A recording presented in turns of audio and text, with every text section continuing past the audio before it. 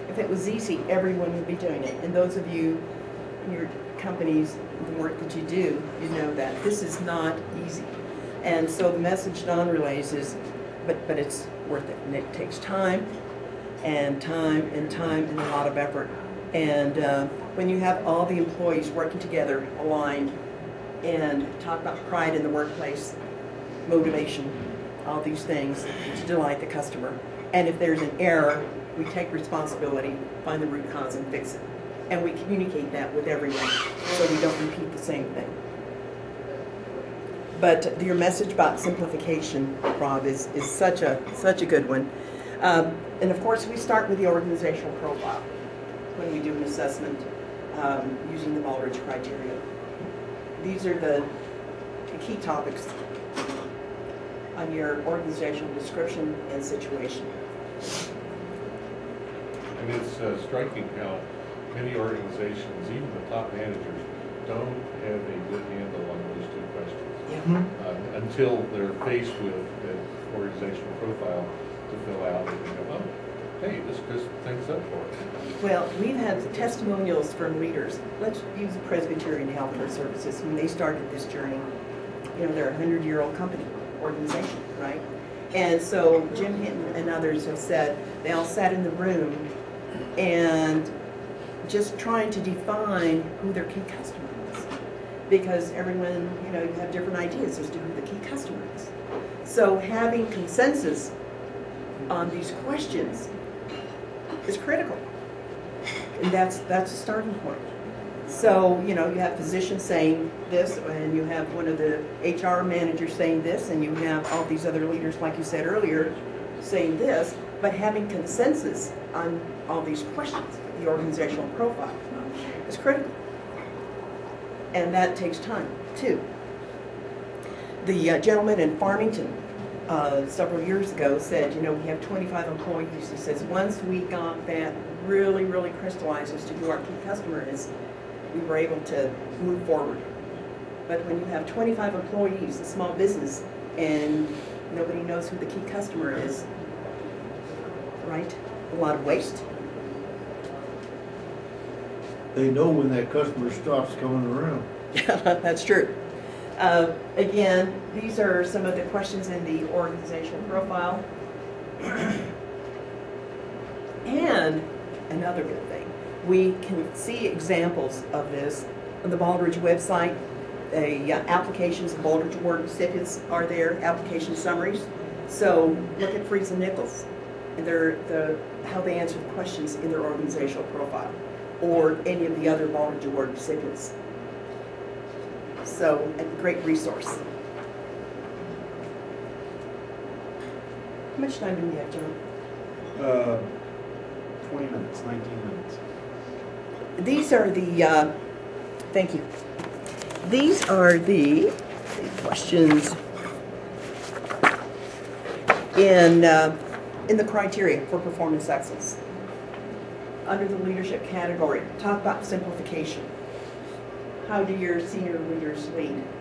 Many years ago, Graham, Jim, you remember, Bob, the criteria was in paragraphs. The questions, they weren't questions, they were in paragraphs. And little white space. This has been a tremendous, tremendous change, improvement, because now there are questions and a lot of white space, trying to simplify this. So the basic questions here under leadership. And the items here, the governance and societal responsibilities. How do you govern and fulfill your societal responsibilities? What do you mean by govern in that sense? What do we mean by If govern? a company, for example, is a consistent donor to food banks in the area, what is that got? How does that? Where is the govern part of that? Because you happen to do it, that doesn't mean governing. No, but as I recall, that's kind of a two-part topic there. How does your company govern? Correct me if I got this wrong. In other words, how does your board of directors, how do your top managers make the company run? Okay. And how also do you use That makes processes sense. to address societal? That's sort of needs a little fleshing Yeah, out. a little, Is that- She'll Yeah. go back to the office and fix that. Yeah. and strategic planning. How do you develop your strategy and how do you implement your strategy? Again, trying to simplify the criteria. Because we develop strategy, right? We can do all the planning in the world, but what's the hard part? Put it in. Executing, right? I remember the CEO of Pal Sudden Service in Tennessee, the first restaurant in the nation to achieve a Baldrige Award. Had him on the radio show a couple times, and he said when the folks from the Tennessee program came to see him, he says, "Oh, he's so animated and so forth." They left, put the criteria book and all their stuff on the shelf. And one of the things he said was, later on, a couple of years later, he met some other folks and said, "Gee, I've heard of that." And he picked it up and said, "My biggest regret is that I didn't start using this right away. I'm 2 years behind." But they have a restaurant. They sell hot dogs, and it's like a manufacturing plant. He said, "We're a manufacturing business." And so look at their Baldrige application, Pal Sudden Service.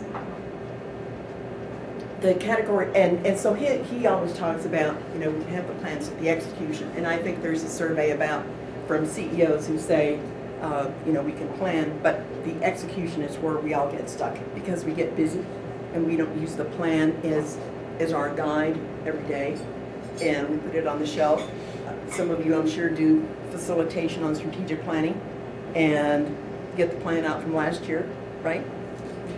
In the ZIA award process. Yes, sir. How is that voice of the customer category addressed? Do the examiners actually ask to see files of letters or messages or notes taken on conversations? And secondly, what happens to those files? Do they go up to the higher management? What does the higher management do with it? The question is about, how does a ZIA applicant address Category 3? Our process to date has been that applicants that apply for the ZIA that are competitive will receive a site visit. And so our examiners will go on site to verify and clarify what the company has said in their application. So like this last site visit we just had a few weeks ago, the examiner, the lead examiner called the point of contact at the company and said, we've reviewed your application, of course we have the feedback report and all, we have site visit issues. We would like to see, we need verification, clarify what you've said here, maybe in Category 3, we'd like to see your customer surveys, we'd like to see this, we'd like to see this. So a list of all the items that the examiners want to see when they go on site. Have any of you been on a site visit? Bob? And that's exactly right. The application is all that the examiners look at in the first phase to determine if someone is competitive for the follow-up. So they don't send in all their files and all that stuff to be audited with the application. We just have the application. Then if that looks good, like they've answered the questions, they're getting an A on or a B on the exam, then we go visit them and verify and clarify just as we essentially. Well, the reason I ask is this. I'm in the, most of you aren't in my area, which is customer supplier relations. But I'm frequently calling companies and saying, hey, this is a problem. This is great. I love it. Use my name. Let your quality department, I'm a quality guy, let me help you even improve. I have yet, in any category, any